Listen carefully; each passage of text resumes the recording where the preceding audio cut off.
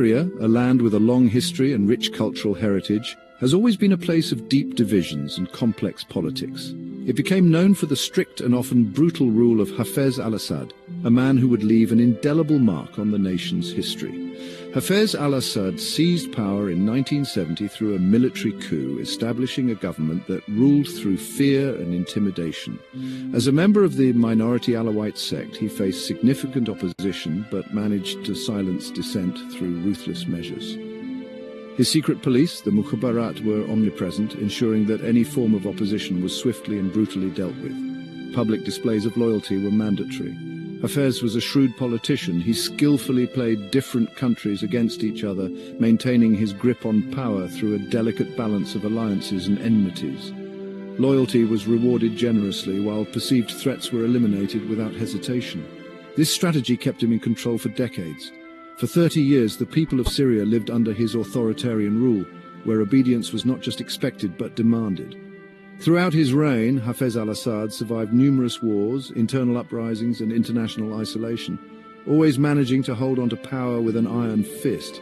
But even the most powerful dictators cannot escape the passage of time. As he aged, his health began to decline. As the 1900s came to a close, Hafez al-Assad faced the inevitable reality of his mortality. He had to consider the future of his regime. His eldest son, Basil, was groomed to be his successor, embodying the strength and leadership qualities Hafez valued. However, tragedy struck in 1994 when Basil died in a car crash, leaving a void in Hafez's plans for succession. With Basil gone, Hafez turned to his second son, Bashar, a quiet and reserved eye doctor, to take on the mantle of leadership and continue the Assad legacy. Bashar al-Assad's early life was very different from his father's. While his father, Hafez al-Assad, was a military man who rose to power through force, Bashar's upbringing was more sheltered and privileged. Born in 1965, he had a comfortable life and didn't see the bad things happening in Syria. Growing up in a wealthy family, he was shielded from the political turmoil and violence that plagued the country. Bashar studied medicine, wanting to help people, not control them. His passion for medicine took him to Damascus University, where he excelled in his studies and showed a genuine interest in healing. He trained in London, where people were more free than in Damascus. The experience opened his eyes to a different way of life, one that was more open and democratic. He was quiet and shy, not like his powerful father. Unlike Hafez, who was known for his strong and commanding presence, Bashar was more reserved and introspective. It seemed Bashar would be a doctor, not a leader. His future appeared to be set in the medical field, far removed from the political arena. But his brother's death changed that. Bashar al-Assad, who was being groomed to take over from their father, died in a car accident in 1994. Bashar had to come home when his brother died. He was suddenly thrust into the spotlight and had to abandon his medical career to prepare for a future in politics. He was suddenly the next leader, even though he didn't want the job. Despite his reluctance, the expectations of his family and the nation left him with little choice. Army leaders and government officials taught him how to rule.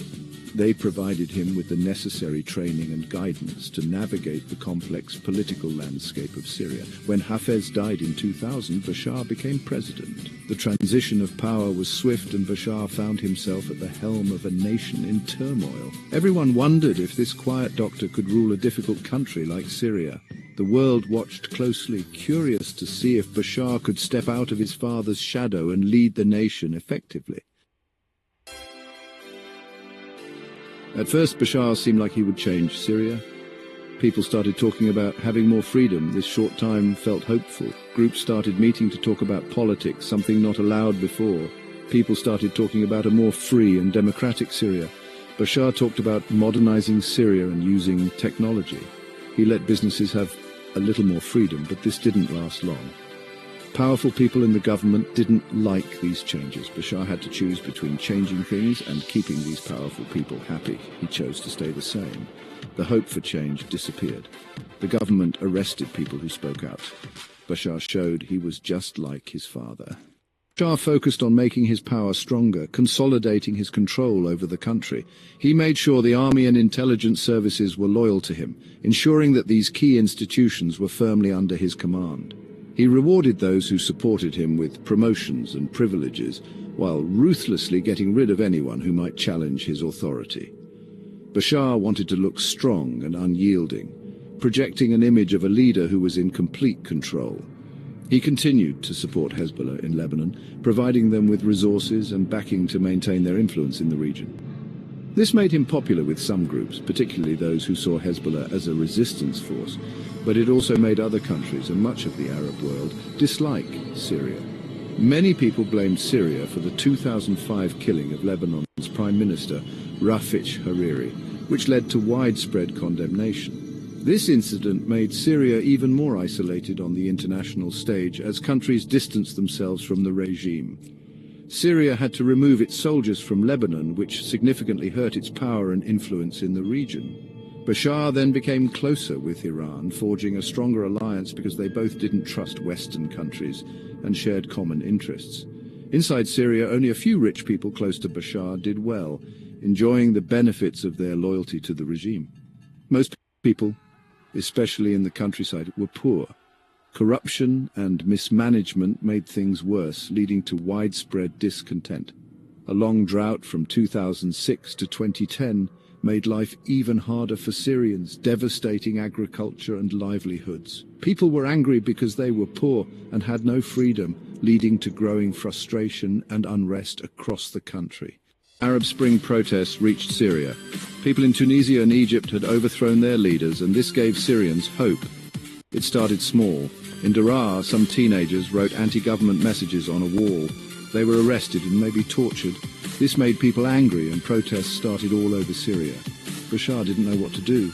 He talked about some changes, but also used his security forces against the protesters. He said other countries were causing the problems. But the protests kept growing. The government attacked the protesters, killing and hurting many people.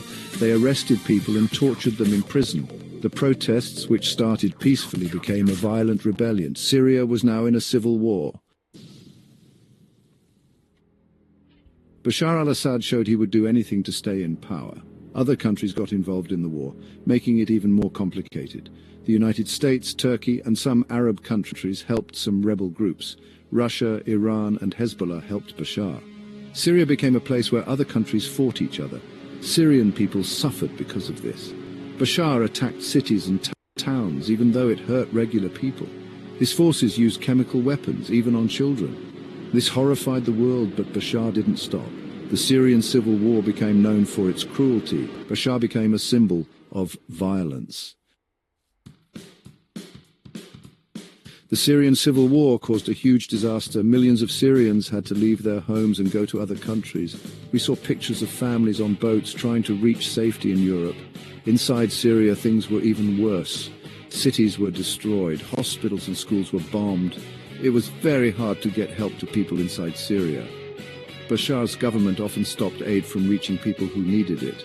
The world saw the terrible things happening in Syria, but it seemed like no one could or would stop it.